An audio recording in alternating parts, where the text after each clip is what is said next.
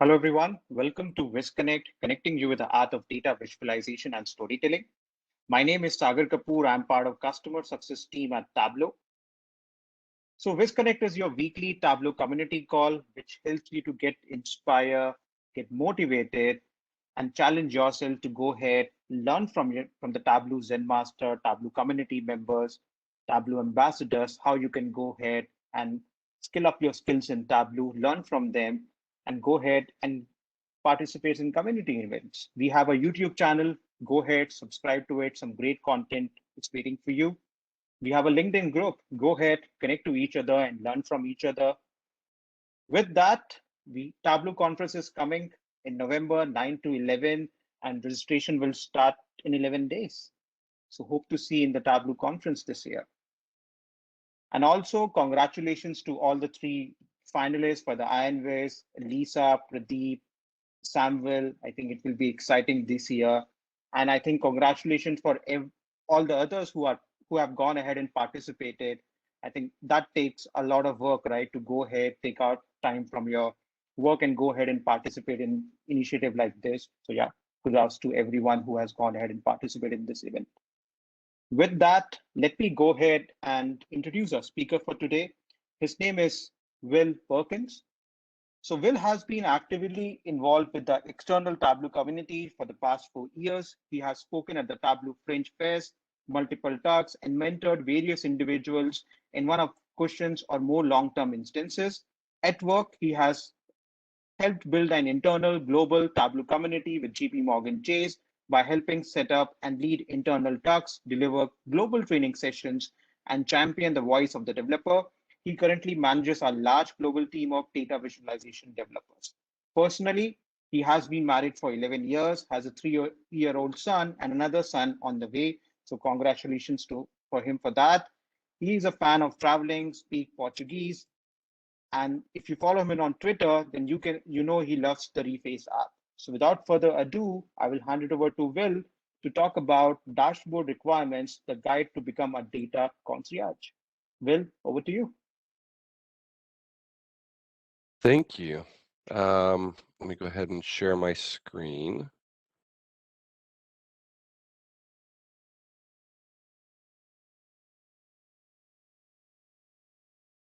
There we go. Everybody able to see? Just good to go? Yes, Will, go ahead. Perfect. All right. Well, good afternoon, good evening, good morning, depending on wherever you are in the world right now. Thank you all for coming in and coming to hear my presentation. This is a topic that I am very passionate about. Is having the ability to be a data concierge, be a voice for the dashboarding world, the data solutions. It's even though we develop dashboards, we really create solutions for our end users, and making sure that they have a successful solution is always something that's very important to me. So before digging in, as Cigar said, I am, I work at JP Morgan Chase. My team is all over the world as far as developers. Well, technically, it's two places, US and India, but it is all over the world. I do a little circle around. The three icons over here, if you want to follow me on social media, I obviously don't have a consistent username, so it's Green Guino on Twitter, LinkedIn, Will C. Perkins, and on Tableau Public, Will.Perkins. So take a look at that. If you want to follow me, just take notes. So let me introduce myself. First, I'm going to start off with my professional side. I like to let people know that I am a former bartender and a waiter, and now it seems so long ago, but I keep this here because it's going to be relevant to this presentation. I love to use analogies, and this is really where one of my analogies comes in, is where the data concierge comes in. So I loved bartending and waiting tables, and I also bring it up because I want people to know, like, you don't have to have this crazy background in a number of years doing XYZ thing. You can have a diverse background and get into data visualization and be successful and have a wonderful career. I've been in financial services for about 9 years, and 7 of those years have been at JP Morgan Chase. Prior to coming into the financial services world, I knew nothing about it, so it's been really interesting. Like, I've learned a lot. I see that it's just endless possibilities within the industry. So I've been a Tableau user for about 5 years, and I've actually been involved with the Tableau community for about 4 years. After finding out about it. So it's super exciting. As I mentioned, I manage a global team of developers, and I don't like to I constantly remind them we're not Tableau developers, we are solutions engineers. We're developing Tableau dashboards, which are solutions for our end users' problems. So most of the time it's a dashboard. Sometimes it could be just a one-off analysis. Sometimes it could be an Alteryx workflow. And I don't know if I can use the word Alteryx on this thing. So sometimes we use a data wrangling workflow to just join data together to empower our stakeholders. But either way, we're developing solutions. So the great thing about that is giving a voice to people across the world to stand up and be able to present things. So my evangelism has grown over the years for Tableau because of the culture and the community that it brings to the table. It's not just an amazing tool. The culture, the way that it brings people together, the way that people share knowledge, the way that we do all of these things really just empowers the individual. And that's, again, very, very critical to development skill sets. Now, fun facts about me from a personal side, I really love truffles. And when I mean truffles, I don't mean like anything like black truffles, white truffles are amazing. The summer truffles are delicious. If it has truffle on the menu, I'm going to get that. I also enjoy an old fashioned, which is primarily a bourbon based, but I've been to restaurants where they've got whiskey old fashions, rum old fashions, tequila old fashions, and if it's got one of those elements, I'm going to get it because there's something that they feel is special about it to put on their menu. I'm going to go and grab it. So if we're ever out to dinner together, I'm going to order an old fashioned. I love them. I hate the taste of chocolate, so that includes chocolate truffles. I know those are like the original truffle is not the same as a chocolate truffle, but just wanted to separate.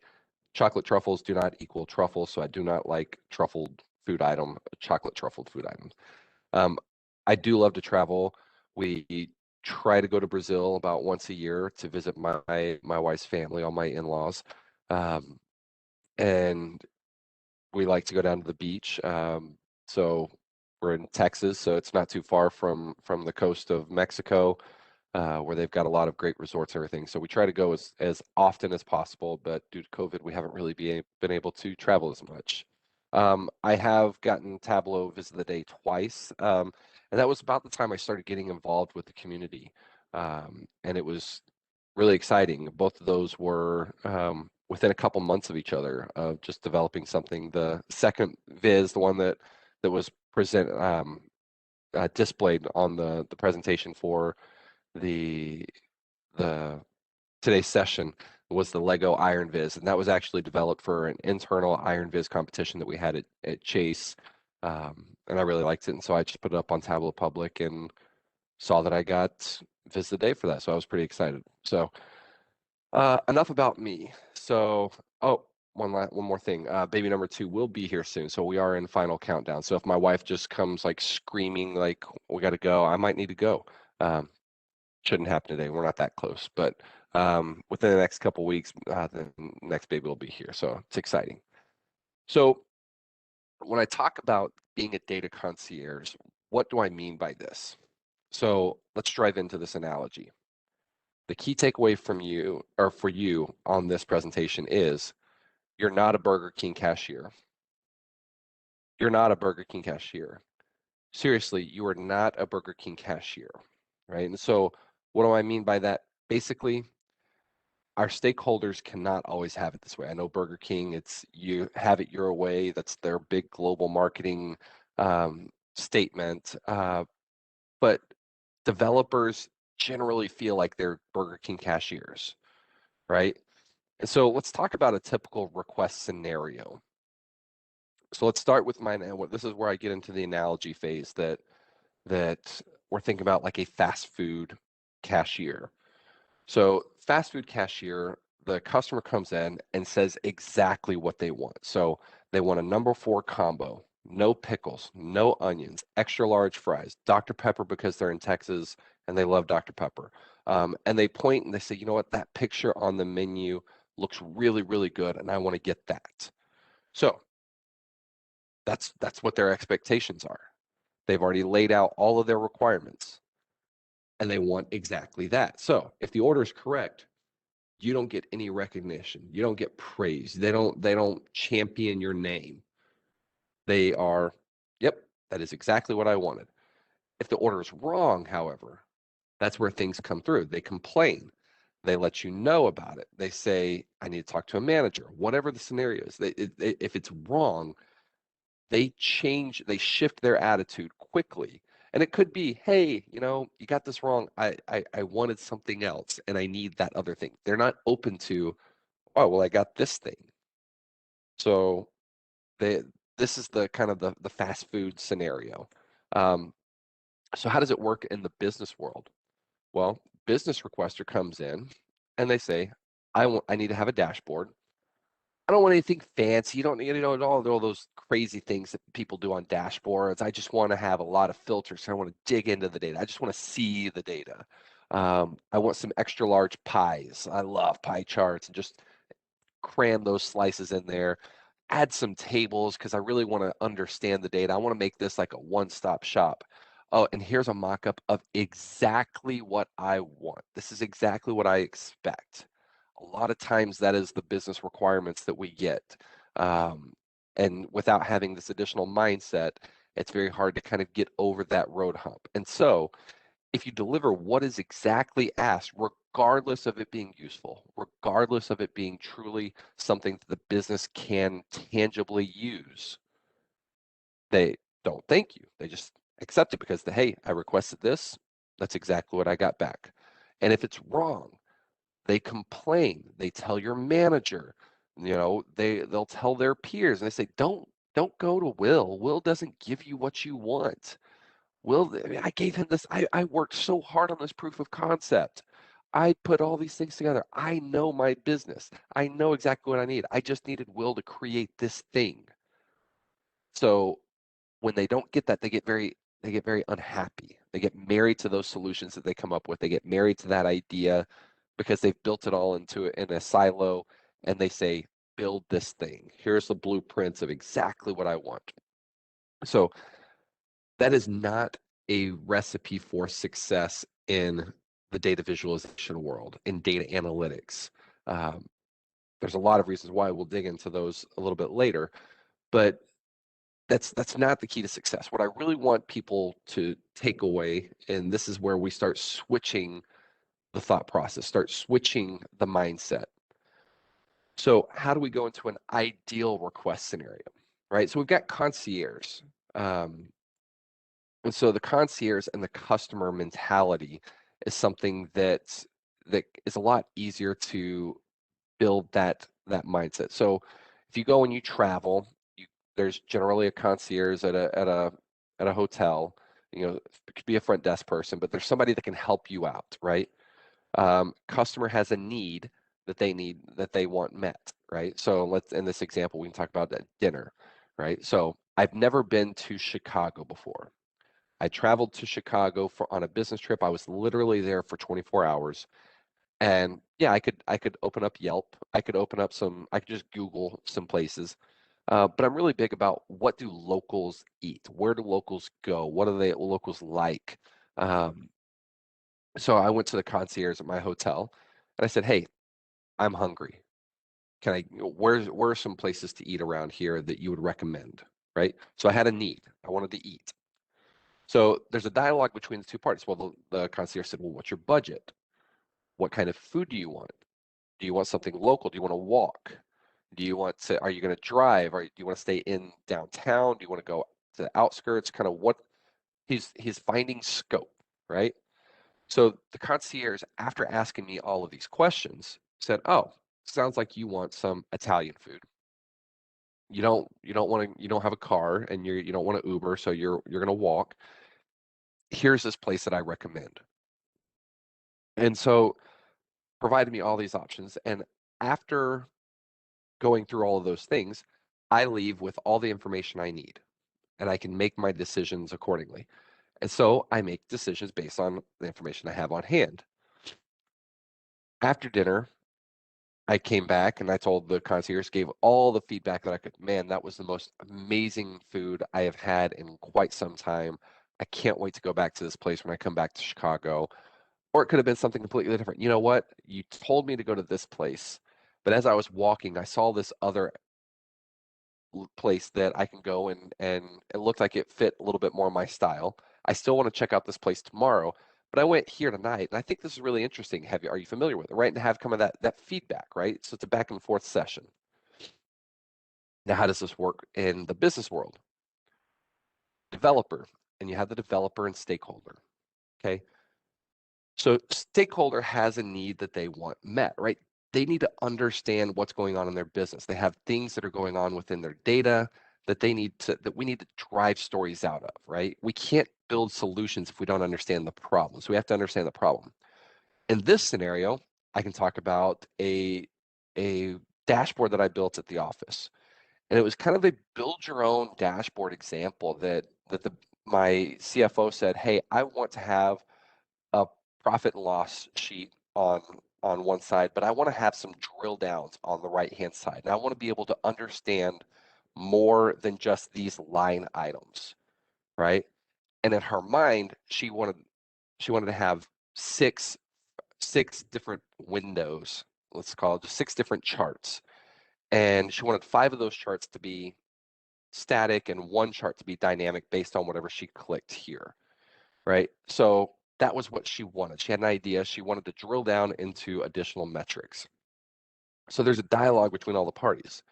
I asked, okay, well, what do you want to know? Like, do you want all of the metrics that are on the right-hand side to be relevant to the left-hand side? Can they be additional? Like, I'm trying to find scope here, right? What kind of charts are you thinking? Like, what kind of information are you looking at? Not necessarily what charts, but do you want to have an option? Like, if you're trending, if you want to understand some of these things on a trend, do you want to understand the comparison of scale, some bar charts to kind of understand what's the scale of some of these elements? Do you need a table for some of these? Because sometimes, especially in the CFO, the C-suite, they have to answer exact questions and it has to be quick. And so sometimes they truly do just need the numbers, and I get that. But I'm not going to provide like this giant table, but I can focus on some of these things. So I'm asking questions, just trying to like scope out this element. I say, okay, well, if you want 1 dynamic and 5 static, can we do all 6 dynamic and get some default stuff, right? So just going back and forth. And so I'm walking them through those options. I'm walking them through the possibilities. They don't know the tool like I do. So I can tell them what I know. They're going to tell me what they know. And we're going to come up with a really, really happy spot towards the end because we're having this back and forth dialogue. So the stakeholders making decisions based on my feedback. And now that they know that they can make 6 dynamic little windows, 6 dynamic charts, then wow, that's a possibility they didn't realize. So now they're completely open to these things. And then deliver the solution. You iterate. So here's phase 1. Yep, we like this, this, this. We don't like this, this, and this. Let's go modify. Let's change these colors. Let's change these charts. Right? There's the iterative process that starts going into more of the agile methodology. So it's a really, really good use case of kind of switching the mindset from cashier to concierge. So a lot of times whenever I talk to people about this topic, like, no, you've got to push back. You've got to do this. Like, let's build this confidence. People generally say, well, how can I drive this change? And it's very important question, right? Because a lot of times we don't have the confidence to be able to do these types of things. We don't have the confidence to speak up before building a solution that we know is not the right solution. So a lot of times people say, how can I drive this change? Well, you have to understand the request, right?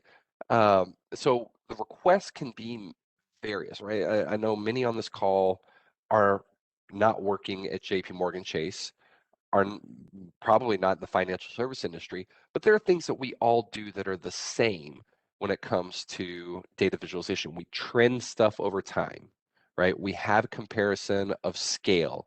We look at these different things, right? And if you don't quite understand the request, take a step back and say, okay, well, let's start comparing widgets, right? Oh, you want to trend this widget over time. You're just calling it overhead ratio, but you care about your overhead ratio over time. That's a very similar thing to like, oh, okay, it's kind of like sales over time. If you think Superstore or profit ratio over time, you've got some positive and negative numbers, right? So regardless of line of business or what your team is or what your industry is, we do the same thing. We just call them different words. So that's understanding the request, right? Get comfortable in that mindset. The next thing is building a partnership environment. And the partnership environment is where you have an equal seat at the table. You and your stakeholders and your product owners and everybody else that's in here should all be able to communicate together. There is no second tier. You're not an order taker to where they make the decisions and tell you this is how things are. You should be up top. Now, maybe there is a higher up manager that is saying, here's my information, here's my need, and then they assign it to one of their direct reports, and that direct report is taking the stakeholders' information and trying to get that solution built. But everyone who's designing the solution are all on the same page. So there should be comfort in speaking up and saying, nope, this isn't really the best solution. No, we can do better. Or yes, this is good, and here's how we can even enhance this. Now, this isn't an overnight change, and again, we'll get into this, but don't give up. Continually to feedback, because your success on this project is their success, because you developing a successful solution means that they're actually going to use it. And if we build what they ask for, that answers a one-time thing. And we put all this time, effort, and energy into building this really nice dashboard the way that they wanted it, with things that we knew is not really the kind of things that we would put in there or whatever. And they use it, and then you start seeing usage kind of just dip because it's not really useful. And then they don't want to come back and tell you that it wasn't useful because that was their baby. That was their idea. And no one wants to say, hey, my idea failed, right? So there's things that you should be comfortable and confident taking into these conversations. Now, I will also say it's the process, not the product. So what do I mean by that? Well, data visualization, I know we're on a call and we're talking about Tableau. This is the Tableau community. Tableau is a tool, right? Tools do evolve. Tools can go away at a company. I know many companies now are switching from Microsoft products to Google products. At the end of the day, you've got presentations, you've got word processing documents, you've got spreadsheets. I'm doing this presentation in Google Docs, and I've never done a presentation in Google Docs, and it's working pretty well, right? But so it's a product, right? It's the process, not the product. It doesn't matter if I'm doing this in PowerPoint or Google or anything else, right? I'm telling a story with data. I'm telling a story here, and the process really kind of goes. There's a request. There's data validation or data grabbing, data wrangling. There's the reporting aspect to understand what's really reporting, and then there's the data visualization, wash, rinse, and repeat, right? It's a never-ending cycle. And so understanding the process and taking out, oh, well, I'm doing this in Tableau. It's what are good best practices to tell this data visualization story? Now, how can I do the stuff in Tableau? Because I'm using Tableau as a tool. I'm using Alteryx as a tool. I'm using these tools, so I should be good at these tools, but the tool is not the focus. The solving of the problems for our stakeholder is. So when I talk about why this is so important, I saw this chart, and I know it's kind of cliche to talk about, well, data visualization, it's like an iceberg, and the easy, simple to read chart is just the tip of the iceberg. It's very cliche, but it's so true because there's so much work that goes on behind the scenes that we don't get credit for. Customer doesn't care how awesome your workflow is to get the data from the source system to the data visualization. They don't care about the scalable structure that you did the data. Nobody cares about that stuff um, as long as the data is accurate on the front end, right? So there's a lot of underappreciated stuff. There's even things that we overlook. So it's like identifying potential for bias. So if somebody comes in and says, I want to focus on my business out of all these other businesses. I want to focus on my business. I want to tell my story. Well, there might be some other interesting stories that are left out of that point, right? They're focused on they're the ones driving it. However, it's for everyone else, but they're coming from their point of view. These are the metrics we care about. And everyone else should care about those, but we care about these. The anomalies, right? What is the why behind some anomalies? Oh my gosh, this number spiked last month. What happened? Understanding the why. There's data inconsistencies, calls to action. There are things that, anecdotally, I will say, if you haven't touched the dashboard, if you haven't updated the dashboard in about a year, is it really functioning? Is it really driving business decisions? And I don't mean updating the data, right? We update the data on whatever iteration we're supposed to be updating. But are we really driving change if there's a metric that's going in there and let's say the goal is this and we never hit that goal? Well, if we never hit that goal, is that goal out of alignment and where we really should be? Should we be adjusting that alignment? Are we telling the right data story? There's a lot of questions. So you want to go down that path and think, am I being successful? Am I delivering successful solutions to these elements? So the list goes on things that we just don't see or we don't focus on when we tell this data story using a dashboard. Now, as I go through these next sections, I don't want you to think this is the waterfall. So if you're, let's see, if you're younger than me, probably, this is TLC. They had a song called Waterfall, so I want to make sure my references aren't lost on some people. So it's don't go chasing waterfalls. Please stick to the rivers and the lakes that you used to. Well, please stick to the JIRAs, the scrums, the sprints that you're used to. I'm not telling you to change your business process. I'm telling you to modify, right? I'm not telling you have to have 100% of requirements up front. You just need to be comfortable in building out these requirements, scope, et cetera, in order to build these successful solutions. So how can we switch this mindset over to being a data concierge? So you can have success in 4 easy steps. So step 1, what is the long-term vision of the requirements? Not just what is being asked, but what's the long-term vision? Next, you want to define the technical specifications of the build, right? You want to understand a lot of like, what is the why behind it, how, the what, etc. You also want to ensure that the dashboard and data are going to be scalable because as we know, data changes month over month, day to day, week to week, whatever your iteration is, and you have to be able to build in that scalable solution, right? You're not hard coding filters. You're not hard coding specific elements on color or whatever, right? Um, you also want to define the style and design of the product from a UX perspective, from a user experience, user interface. Like take the user side, the user story, and bring this together, and then you can really build something that people are wanting to leverage. And success overnight results are not guaranteed. And this kind of like my medicine commercial. I don't know how common medicine commercials are outside of the US. But on medicine commercials, they tell you all the benefits and then they just like blah, blah, blah, blah, blah, like just tell all the things that could be potential side effects. So overnight results aren't guaranteed.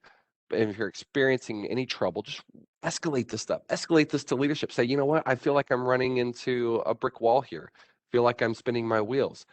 Side effects of implementing these steps might include, but they're not limited to, more inclusive work environment, right? You got a voice, speak up, speak out, listen to your end users. When you say, hey, I think this chart will be really well.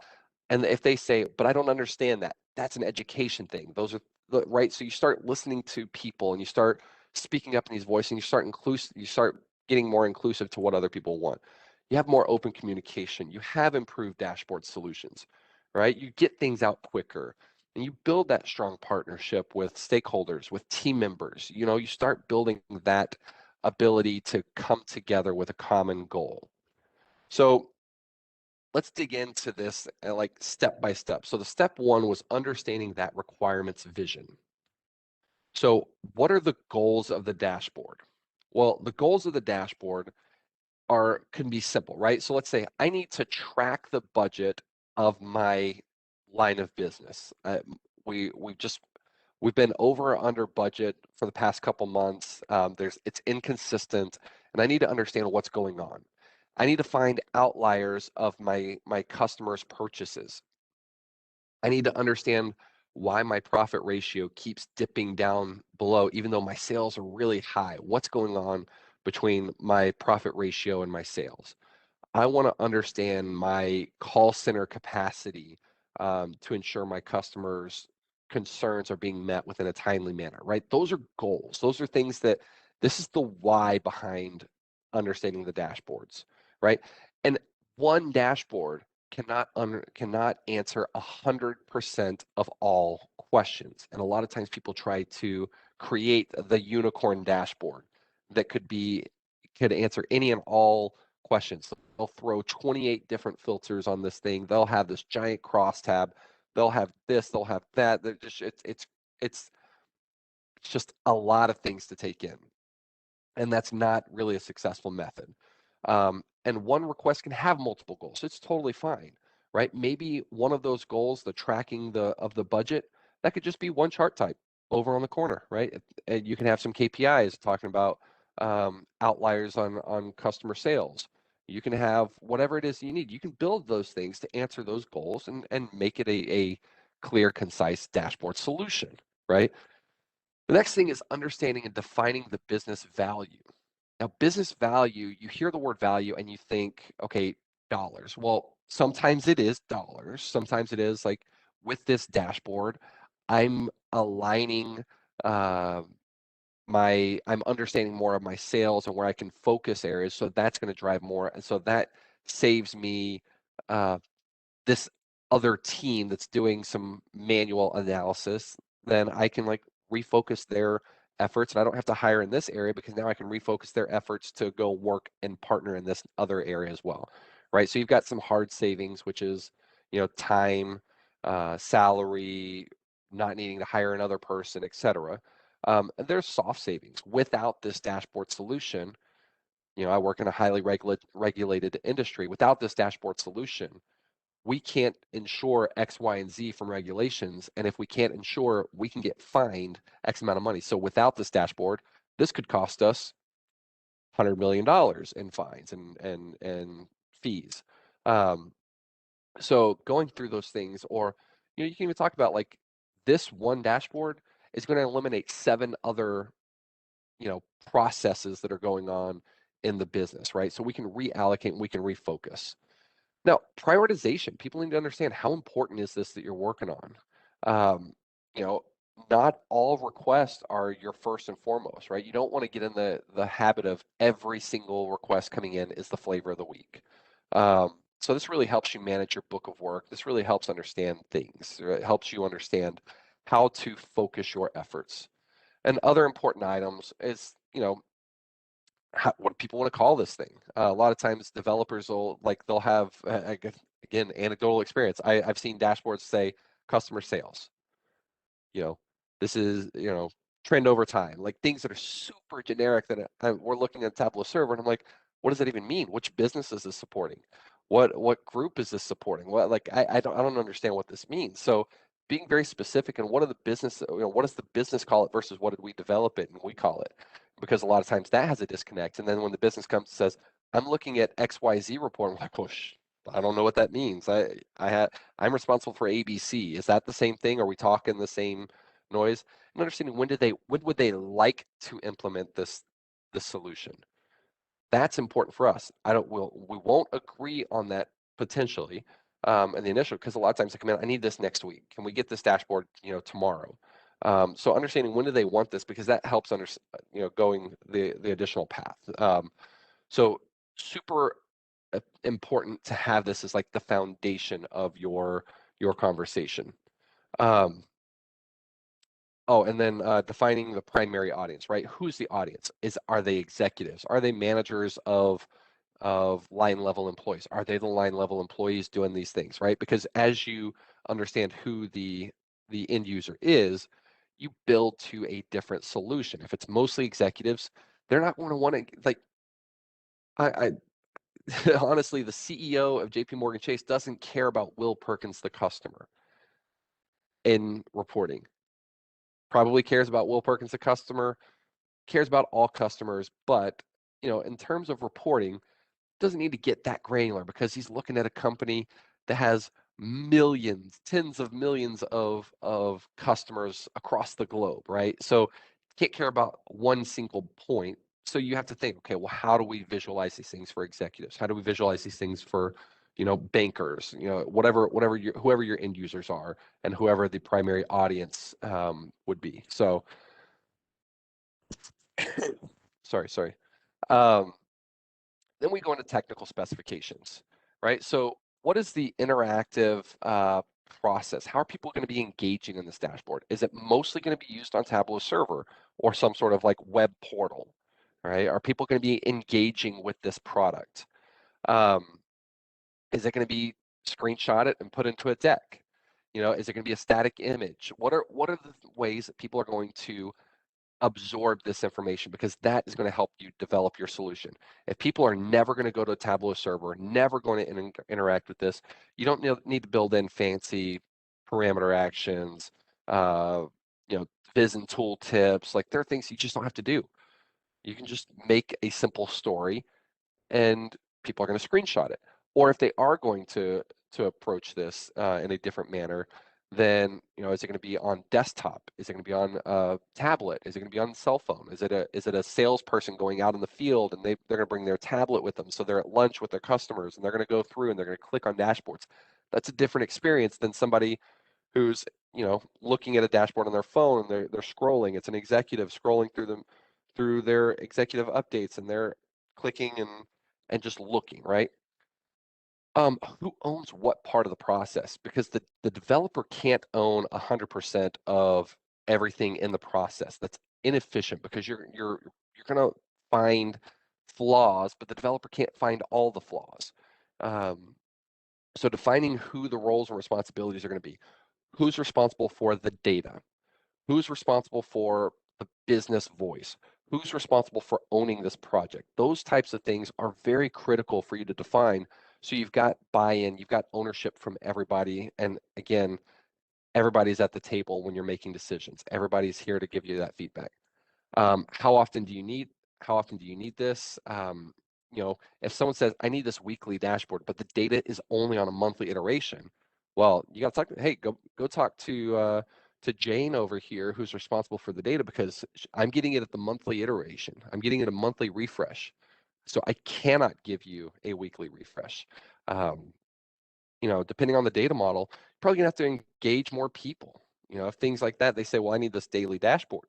I got to tell you, when COVID hit, all of our reports went from basically being on a monthly iteration to where our executives were wanting things on the daily basis. Some people were wanting intraday models, which is very hard. And so we had to engage so many teams because we were told over many, many years, daily data doesn't exist, or you're never going to get daily data because we've got to do all this additional cleaning, right? So COVID hit, wow, you had to include everybody, and it's really going to be impactful. So defining a security model. Again, I work in a highly regulated and governed organization, so a lot of this is very important for me, but I can probably guess that it's going to be important for others on this call as well. So understanding who can see your dashboard, what information can they see? Do you need to have, are you using site level controls? Are you using project level controls? Are you using row level security? There's so many different pieces of the puzzle, and it can get very intricate. But it's very important to understand who is looking at your dashboard, what can they see, and all of that, right? So building that structure.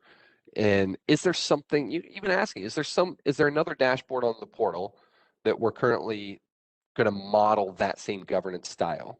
So will the controls be globally applied, right? Are they going to be globally applied, or do you have to go down to that row level security? I don't really want to dig into the row level security, like the security model on here, but I do want to emphasize that access and control is very important to our end users. And what groups, again, knowing all of these are all questions that you should be asking your stakeholders, because if they don't know, how can you know? And if they do know, that helps you build a more efficient model. Maybe you structure the data even more differently. You structure the data differently, because now you know, okay, well, this is how is a better way to structure this data, because I care about the individual. And I don't need to have all these crazy groups of what group does that individual belong to, whatever. I can build it based off the individual. Now I can personify my view. So you can do a lot of really neat things along those lines. Then you start talking about visualizations and style. And this is the part where a lot of times when somebody hands me a proof of concept, I say, thank you for putting that hard work together. I appreciate this. Now I'm going to put this over here to the side. We're going to leave this over here. We'll put a pin on that proof of concept, whatever stereotypical phrase you want to tell your stakeholder. But say, let's focus on what you really need, right? You put a lot of work over here, and I don't want to discount that.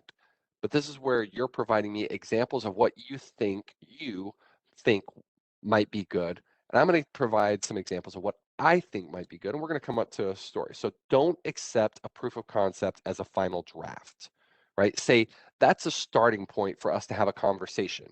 If you put together a proof of concept, you have a vision of what you want based on your knowledge of the business use case. So let's talk about that.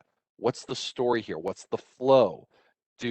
Are you following like the zigzag pattern of how people read dashboards? I understand, how people read dashboards. I've seen studies, et cetera. So let's talk about that here, because I don't know if I follow the same. I'm going to ask questions about this.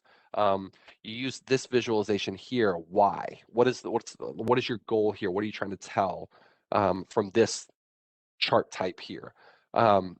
As people, like I generally tell people, don't put a proof of concept together. Let's talk about your problems, because as we talk about your problems, then I can come up with solutions. I do data visualization every day. This is the thing I love. This is the thing I enjoy. So I study it. I look over things, and I know kind of what works and what doesn't work. So, the more they put together a proof of concept, they get married to those views. They shop that view around to other stakeholders. Other stakeholders start giving their feedback. And if they get something that doesn't look like what they gave feedback on, there's tensions rub, right?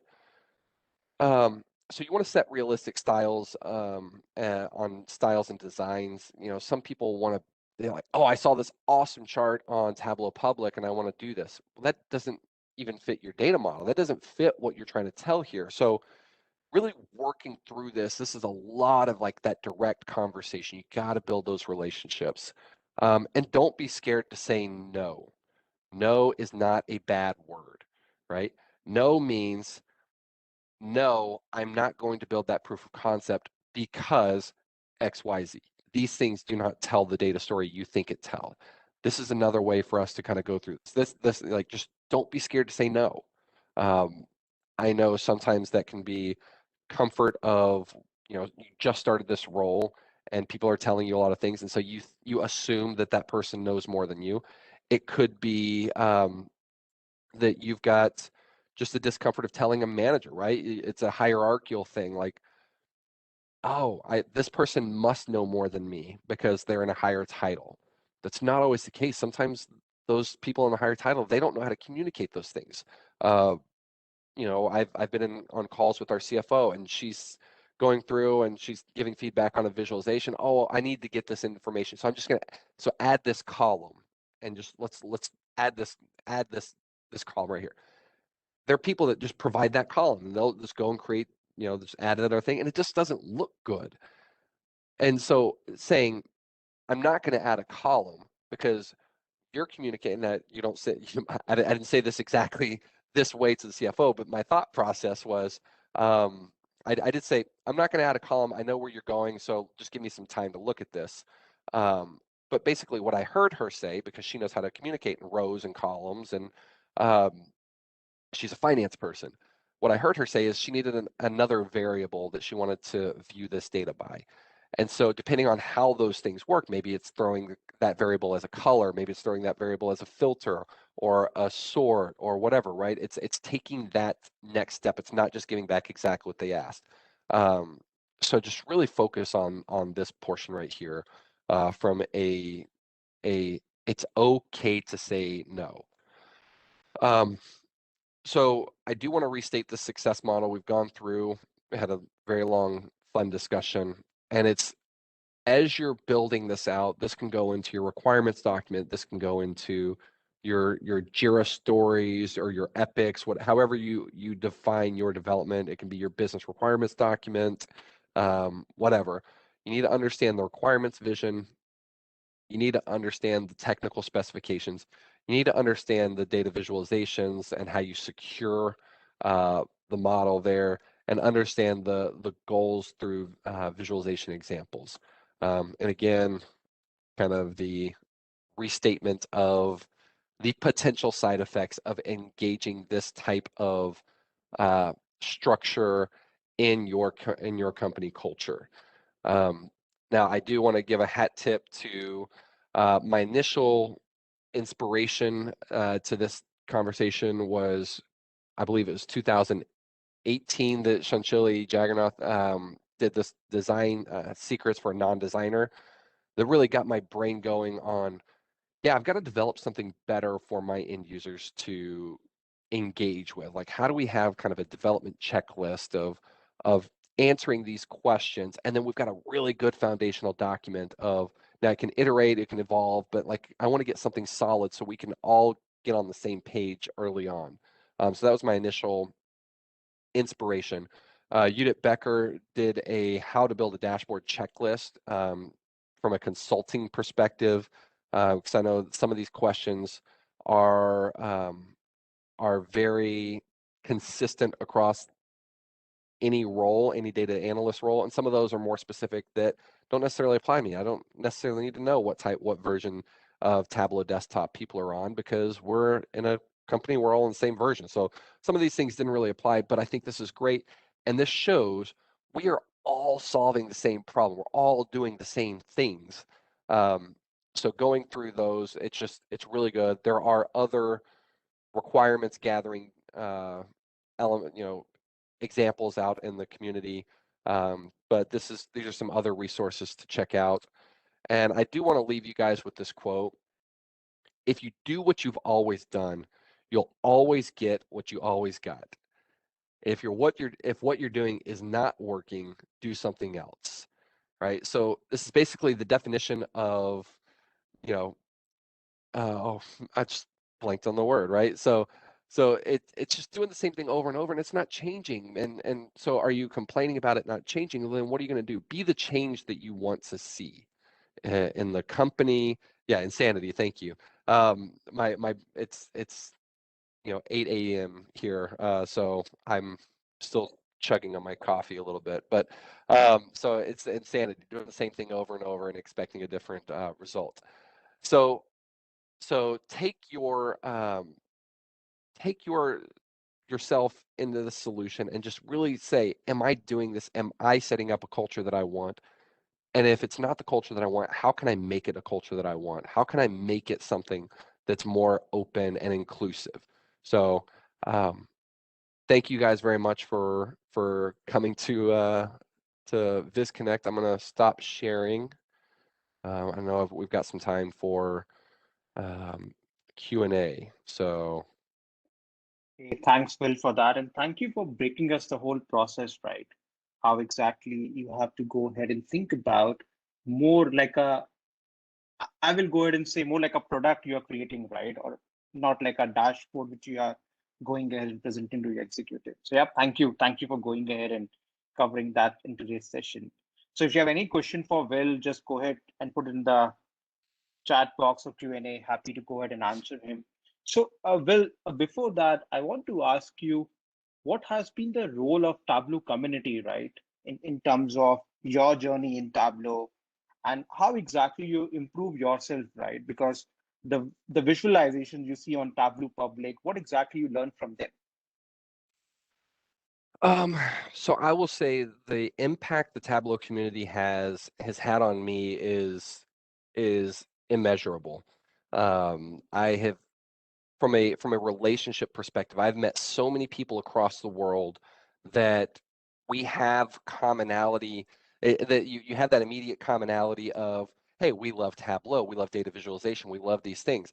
But then you start digging into the visualizations they put together. And a lot of times people visualize things that are important to them. So you start saying, oh, wow, this person likes XYZ. I like XYZ. Or this person's, from the same state. Like there's regionality similarities. There's familial similarities, right? You start seeing that we're beyond just a Tableau lover, right? And so you start building these strong relationships, and you start building a network of kind of like disinterested third parties that only care about your success. So if it's like, hey, I'm working on this thing and I want you to test it out, give me your honest feedback. So it's really um, it's been awesome. I am not as engaged with the external community from a pure Tableau perspective as I am on my internal community within JP Morgan. Um, and so like my profile is not that big. I don't do as many things, and I, as much as I love Tableau Public and I think it's a wonderful thing, like I view I'm helping my internal community. We're building a stronger data culture. All these things internal to JP Morgan. Um, I love the community external because you don't have to have a strong portfolio to be a strong member in the community. Like there's so many different ways to come into this voice. Like this presentation is Tableau agnostic. This is a process, not the tool, right? And these are things that we do every day, right? So that's one of the things that I've learned from the community. And what was the other part of what was the other question? Because I love the community. So uh, Yeah. So the other question was that, like, do you take inspiration from Tableau Public? Like, there's so many amazing visualization the community is creating. Like, what has been your process in terms of, do you ask your team, go ahead, check out Tableau Public for inspiration? What has been that process? yeah, my inspiration is generally it's more I try to find out how to be as lazy as possible on my visualizations and my solutions. And what I mean by that is I don't want to have to change my filters every month because, the month has gone into the next month and I had it hard coded on, you know, July of 2021. Now this month I got to go into August. So I try to build scalable solutions. I look at things and I say, okay, well, let me break that down. Let me see how is that taken into consideration. Maybe I like the visualization, but the way that it is currently built, I can't scale this out.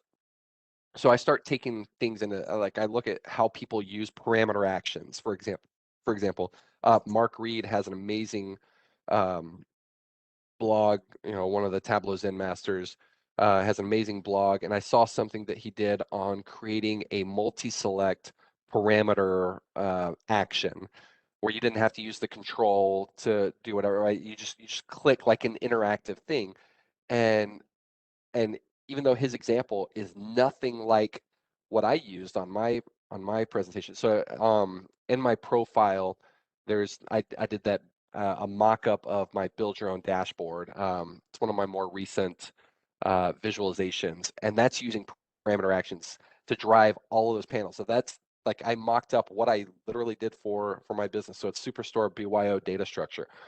That the data structure is what drives that visualization. It drives, are there bar charts, line charts, tables for each one of those window panes, and it's using 4 parameters to drive all those views, and you can switch between time frames. You can, so it's like I get these inspiration. I'm like, how can I apply that to business? Because there's so many pretty things that get developed on Tableau Public that I would never see the light of day in a business setting, right? So there's a lot of inspiration, but then it's like, how do you take that inspiration and do something else with it? Thank you, Will. So I will not put you on spot. I think if You you can put want me to on the go ahead spot. and answer the next. So Greg is asking, does your team create written business requirement documents, and how do you handle changes? We used to do BRDs, the business requirements documents, but we switched to the agile methodology. So we're using Jira, we're using epics and creating stories and giving our story points, and we really just roll with the punches. What do people need as we start work? We understand the holistic approach, which should be our epic, which is kind of basically the same thing as a BRD, which has, this is the overall thing, and the stories are just the path to get there. So scope can evolve and change, etc. But that's how we maintain all our stuff, is in Jira, using the agile methodology. If we start going down a path, they say, yeah, that's not really what we thought it would be, we'll pivot, we'll do whatever, like, and we just document all that stuff in those elements. Thank you, Will. And one thing I wanted to ask you, so if someone new joins your team, right, what is your advice to them, right, in terms of uh, like data visualization, storytelling? What are some of the resources you ask them to go ahead and do that? I think you already mentioned you have a strong Tableau community at JPMC. What else do you go ahead and talk to them about it?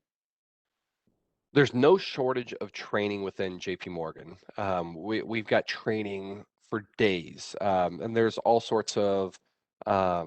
We've got like a Tableau Academy. Heather Goff, from our Tableau Center of Excellence, did a presentation in 2019 at Tableau Conference 2019, about our Tableau Academy, and what she's put together with that. So, I recommend that if somebody really wants to focus and hone in on Tableau skills.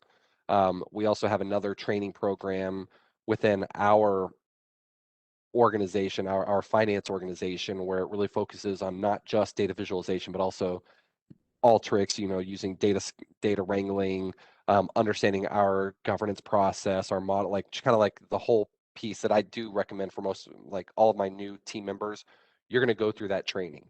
And once you go through that training, you're going to have a better understanding of what we do within our BAU role, business as usual. I try to make sure, like, if I'm using some lingo or whatever, like I got into my business mindset. So from our business as usual stuff, like the things that we do day to day, you're going to have a better understanding of these elements. And so go through that training, no matter how good they are at Tableau, right? There's going to be things that they're going to learn. There's going to be things that they learn about the data wrangling. How do we think about, what source systems do we get our stuff in? So there's no shortage of those elements.